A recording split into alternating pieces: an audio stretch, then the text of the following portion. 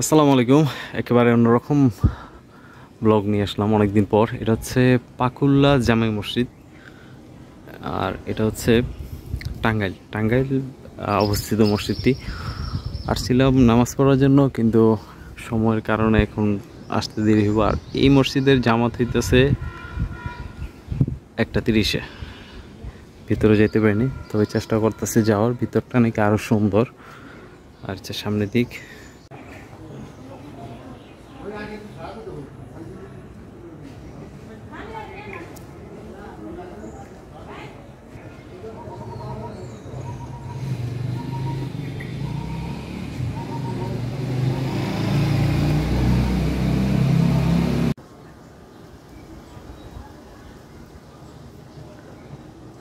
খুবই সুন্দর একটি আমরা মসজিদ আছি, আমি আর আমার ভাইয়া তো আছেই। এটা হচ্ছে পাকুল্লা জামে মসজিদ। আর মসজিদটি অনেক আগের আপাতত লাগানো আছে। ওইখানে আরো একটি পায়ের মতো আছে, বানি পায়া বা গম্বুজ, আর উপরে হচ্ছে বড় গম্বুজ। আমরা একটু দেরি করতেছি, দেখি মসজিদের ভিতরে যাওয়া যায় কিনা। এইখানে হচ্ছে নামাজের ব্যবস্থা করা আছে এদিকে। ঠিক এই জায়গাটি পুরোটা হচ্ছে নামাজের জন্য। ওই জায়গাতে হচ্ছে ওজুখানা, আর এদিকটাতে কিছু কবরস্থান আছে। এই হচ্ছে কবরস্থান, ওইদিকেও কবরস্থান আছে। আর এইটা সম্ভবত থাকার রুম, কারো জায়গা থাকার রুম এখানে। আমরা ঘুরতে ঘুরতে ঠিক পাকুল্লা মির্জাপুর টাঙ্গাইল, আর এই মসজিদটির নাম হচ্ছে পাকুল্লা টাঙ্গাইল। দুজনে আছি, আমি আর আমার ভাইয়াই। আর আমরা এটা হচ্ছে পাকুল্লা শাহী জামে মসজিদ। মসজিদটি একটু ভিতরে, মানে হাইওয়ে থেকে একটু ভিতরে, আর দেখতে অনেকটা সুন্দর। দুজনেই ওয়েট করতেছি ভিতরটা দেখার জন্য। আর যদি ওরকম সময় পাই ইনশাল্লাহ আমরা নামাজ আদায় করবো, এখানে ইচ্ছা আছে।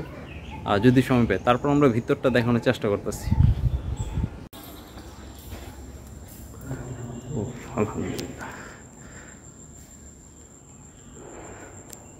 আমরা এখন ঠিক মসজিদটির ভিতরে। এটা কি দরজা?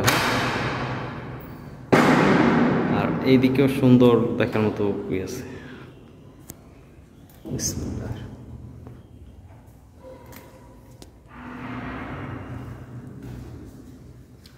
এখানে মানে কিতাবখানা মনে ছিল না ভাইয়া?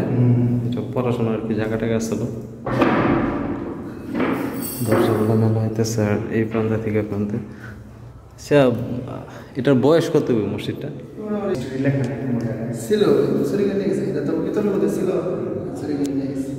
যে মানে যেটা তৈরি হয়েছিল ওই টাইমটা আর কি আসছিল মসজিদটা। হ্যাঁ হ্যাঁ, উদ্বোধন।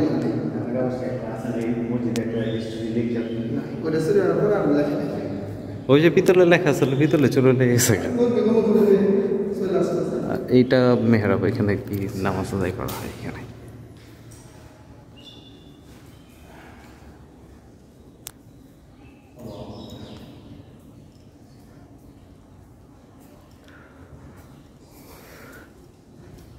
এই জায়গাটিতে হচ্ছে কিতাবখানা ছিল। এটা প্রায় 5 থেকে 600 বছরের আগের মসজিদ। একটু নামাজ আদায় করি, যে ভাইয়া নামাজ পড়তেছে।